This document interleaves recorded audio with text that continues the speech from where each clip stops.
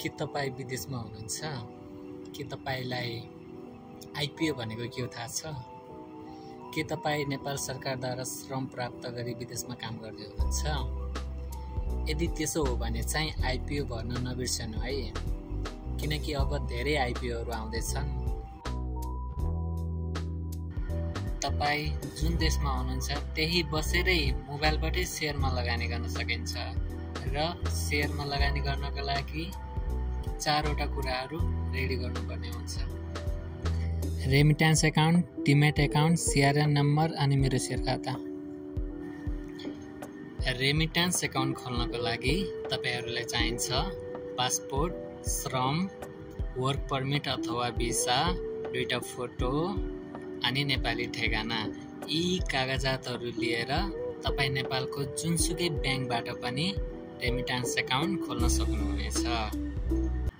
Remittance account खोलिसकेपछि तपाईँ सोही ब्याङ्कबाट डिमेट एकाउन्ट, सिआरएन नम्बर र मेरो सेयर एकाउन्ट खोल्न सक्नुहुन्छ र यति 3 कुरा खोलिसकेपछि तपाईँ सेयर भर्नको लागि रेडी हुनुहुन्छ। डिमेट एकाउन्ट भनेको चाहिँ सेयर राख्ने खाता हो।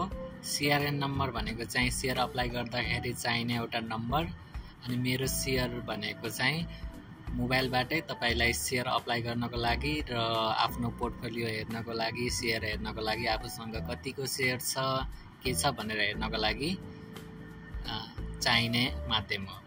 अब रेमिट्यान्स एकाउन्टमा 50,000 जम्मा गर्नुहोस् र आइपिओ भर्न सुरु गर्नुहोस्। अब आइपिओ भर्ने तरिका।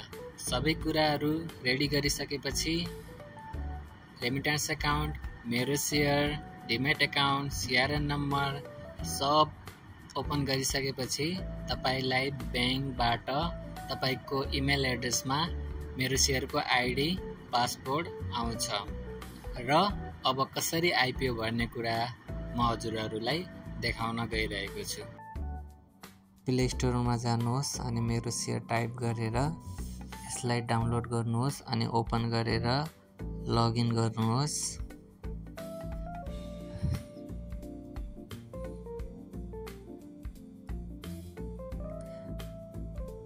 अनि लगइन गरिसकेपछि माई आजबामा जानुहोस् अनि सेयर अप्लाई गर्नुहोस् अनि प्रोसेस गर्नुहोस्। प्रोसेस गरेपछि कति किताब भर्न चाहनुहुन्छ त्यति भरेर सिआरएन नम्बर टाइप गर्नुहोस् अनि अप्लाई गर्नुहोस् अनि ट्रान्ज्याक्सन पिन हालेर तपाईँ सेयर भर्न सक्नुहुन्छ। जानकारी कस्तो लाग्यो मन परेमा लाइक अनि सब्स्क्राइब गर्नुहोला।